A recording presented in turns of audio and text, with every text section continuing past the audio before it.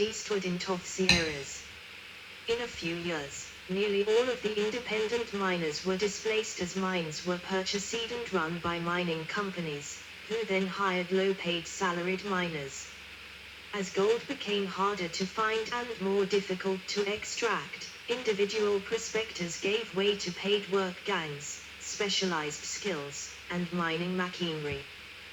Bigger mines, however, caused greater environmental damage. In the mountains, shaft mining predominated, producing large amounts of waste.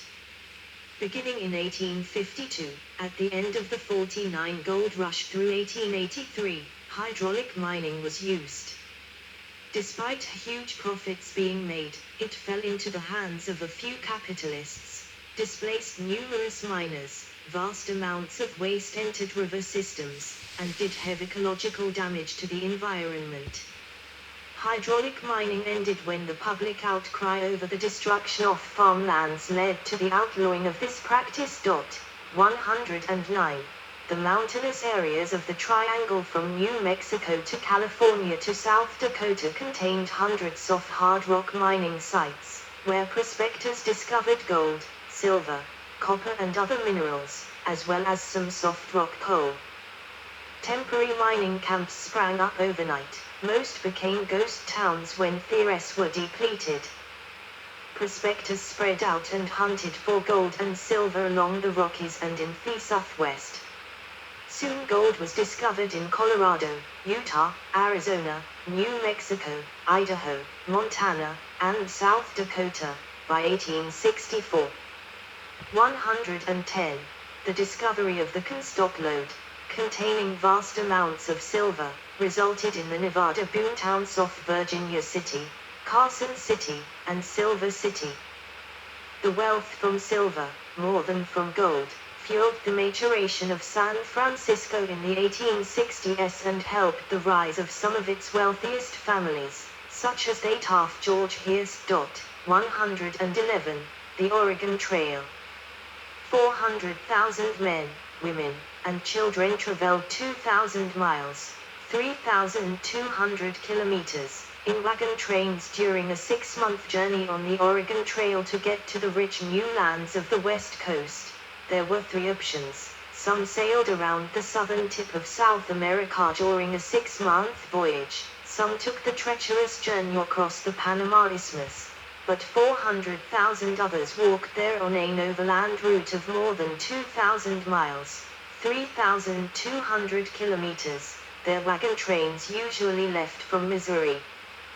They moved in large groups under an experienced wagon master, bringing their clothing, farm supplies, weapons, and animals.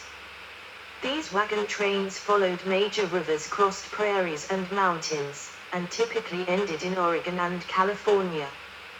Pioneers generally attempted to complete the journey during a single warm season, usually for 6 months. By 1836, when the first migrant wagon train was organized in Independence, Missouri, a wagon trail had been cleared to Fort Hall, Idaho. Trails were cleared further and further west, eventually reaching the Willamette Valley in Oregon. This network, Yes. the Oregon Trail. You can read about this one too. Let's duplicate, search,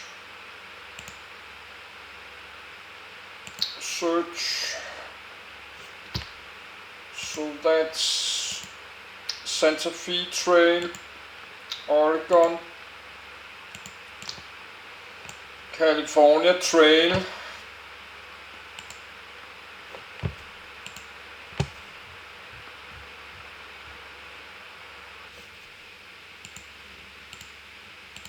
of wagon trails leading to the Pacific Northwest was later called the Oregon Trail. The eastern half of the route was also used by travelers on the Mormon Trail. But there's probably a lot more, so let's duplicate.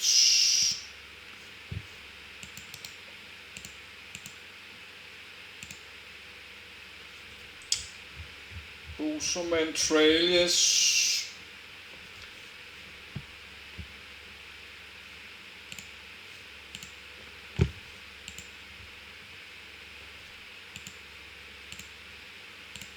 Of wagon trails leading to the Pacific Northwest was later called the Oregon Trail.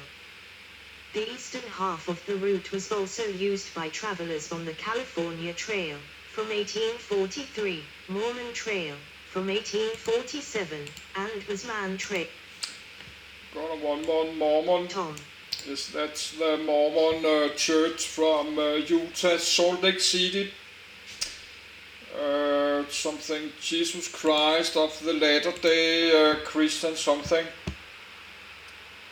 I not remember what they call the church. Something come Latter Days. Jesus Christ Latter Day something.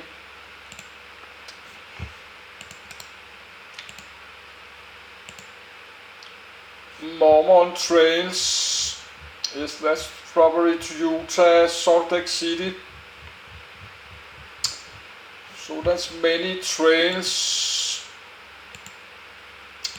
Santa Fe trails, California Trail, Oregon Trail, Bozeman Trail, Mormon Trail. So that's like maybe takes 2 days of reading.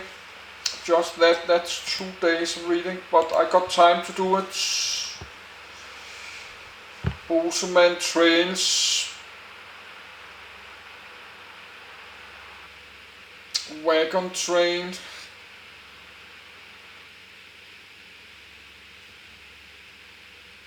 Barlow Roads,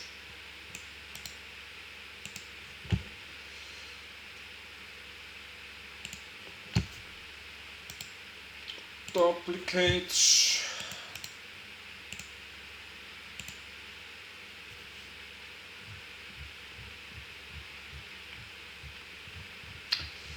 yes, Barlow Roads,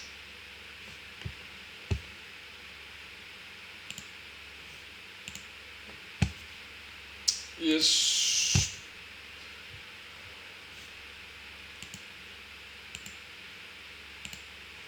Of wagon trails leading to the Pacific Northwest was later called the Oregon Trail. The eastern half of the route was also used by travelers on the California Trail, from 1843, Mormon Trail, from 1847, and was Man Trail, from 1863, before they turned off to their separate destinations. 112. In the wagon train of 1843, some 700 to 1,000 emigrants headed for Oregon. Missionary Marcus Whitman led the wagons on the last leg. In 1846, the Barlow Road was completed around Mount Hood, providing a rough but passable wagon trail from the Missouri River to the Willamette Valley, about 2,000 miles, 3,200 kilometers. 113. Though the main direction of travel on the early wagon trails was westward, people also used the Oregon Trail to travel eastward. Some did so because they were discouraged and defeated. Some returned with bags of gold and silver. Most were returning to pick up their families and move them back west. These go-backs were a major source of information and excitement about the wonders and promises and dangers and disappointments of the far west. 114. Not all emigrants made it to their destination. The dangers of the overland route were numerous: snake bites, wagon accidents, violence from other travelers, suicide, malnutrition, stampedes, native attacks, a variety of diseases. Dysentery, typhoid, and cholera were among the most common. Exposure, avalanches, etc. One particularly well-known example of the treacherous nature of the journey is the story of the ill-fated in a party, which became trapped in the Sierra Nevada mountains during the winter of 1846-1847, in which nearly half of the 90 people traveling with the group died from starvation and exposure, and some sorted to cannibalism to survive. 115. Another story of cannibalism featured Alfred Packer and his trek to Colorado in 1874.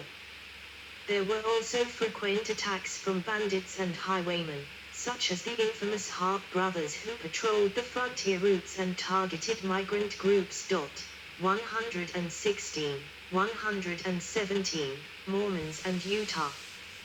The Mountain Meadows Massacre was conducted by Mormons and Paiute natives against 120 civilians bound for California. In Missouri and Illinois, animosity between the Mormon settlers and locals grew, which would mirror those in other states such as Utah years later.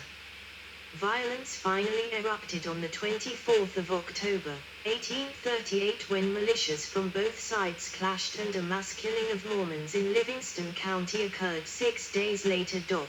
118, a Mormon extermination order was filed during these conflicts, and Mormons were forced to scatter. 119, Brigham Young, seeking to leave American jurisdiction to escape religious persecution in Illinois and Missouri, led the Mormons to the Valley of the Great Salt Lake, owned at the time by Mexico but not controlled by them. 100. Rural Mormon settlements sprang up in what Young called Deseret, which he ruled as a theocracy. It later became Utah Territory. Young's Salt Lake City settlement served as the hub of their network, which reached into neighboring territories as well. The communalism and advanced farming practices of the Mormons enabled them to succeed. 120. The Mormons often sold goods to wagon trains passing through and came to terms with local native tribes because Young decided it was cheaper to feed the natives than fight them. 121. Education became a high priority to protect the beleaguered group, reduce heresy and maintain group solidarity. 122. Following the end of the Mexican-American War in 1848, Utah was ceded to the United States by Mexico. Though the Mormons in Utah had supported U.S. efforts during the war, the federal government, pushed by the Protestant churches, rejected theocracy and polygamy. Founded in 1852, the Republican Party was openly hostile towards the Church of Jesus Christ of Latter-day Saints, LDS Church, in Utah over the practice of polygamy, viewed by most of the American public as an affront to religious, cultural, and moral values of modern civilization. Confrontations verged on open warfare in the late 1850s as President Buchanan sent in troops. Although there were no military battles fought, and negotiations led to a stand. Yes, I have recorded 1 hour, 34 minutes. I need a break and go to bathroom, and I can start to charge the camcorder a little bit. It's very hot in my apartment. It's 30 degrees Celsius there, but I lost more than 30 kilos from last year. Last summer was 133 kilos. Now, last time, a few days ago, 102 kilos. So I lost 31, but we need to make a new read list for this frontier. The final frontier. So that's one I like to add to my read again list, and I have to add all this to all these different kinds of trails.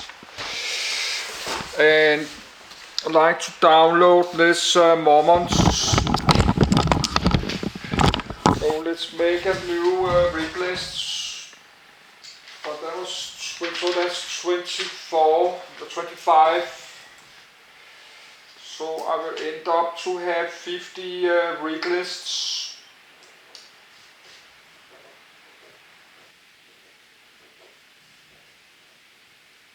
Yes, I like to read about the Mormons and this Mormon church. I just call it Mormon church because you cannot have these long names on the titles in on YouTube.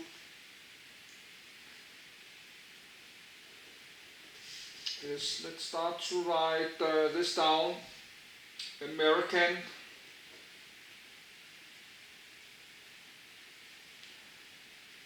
Yes, I have to write a little bit slower because I can barely read my own handwriting.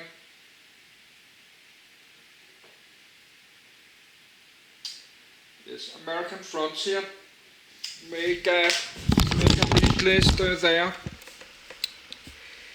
And let's find this Salt Lake, not Salt Lake City, not that, but the Great Salt Lake. Tom. Let's search that and search Mormons and search this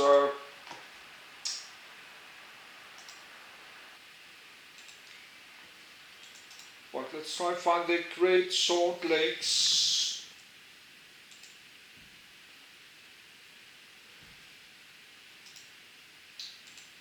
There was more Great Salt Lake deserts.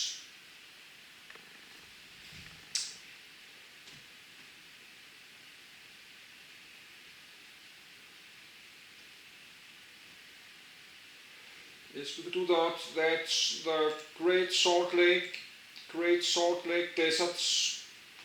Then Mormons. The Mormons often sold goods to wagon trains. There was farmers, the Mormons, they were a big part of this old West, the Wild West, because there was farmers, they was moving to the West with all their families. And they were peaceful people, they are not bandits or drinking or miners, they're just hardworking people. There was hardworking people making food and sell foods. The Mormons was not bad people. They did not drink and fight or stealing. They was working very hard.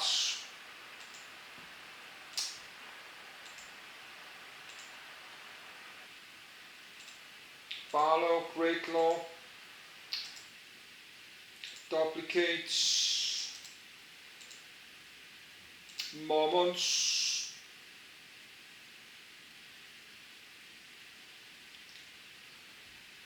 yes, let's duplicate this, duplicate more, let's search this, Jesus Christ Latter-day, the Church of Jesus Christ. Let's just read about it then, but there will be many days of reading.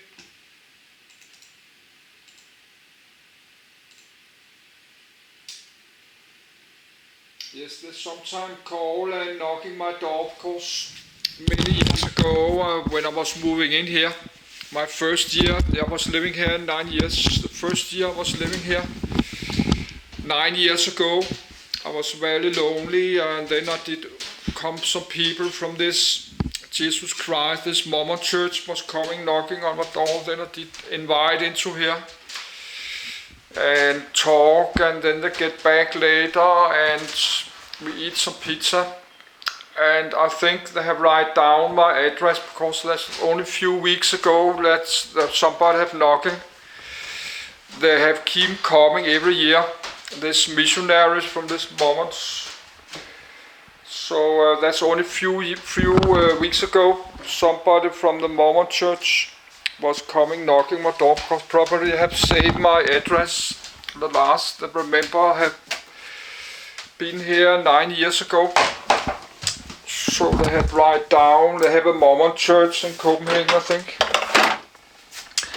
But the video splits, so I will take a break, go to bathroom, then I will start upload this one. That's 5 parts of video. Yes, I have to read this again because English is not my mother language, and of course I understand a bit, but I have to read it a few times to understand it.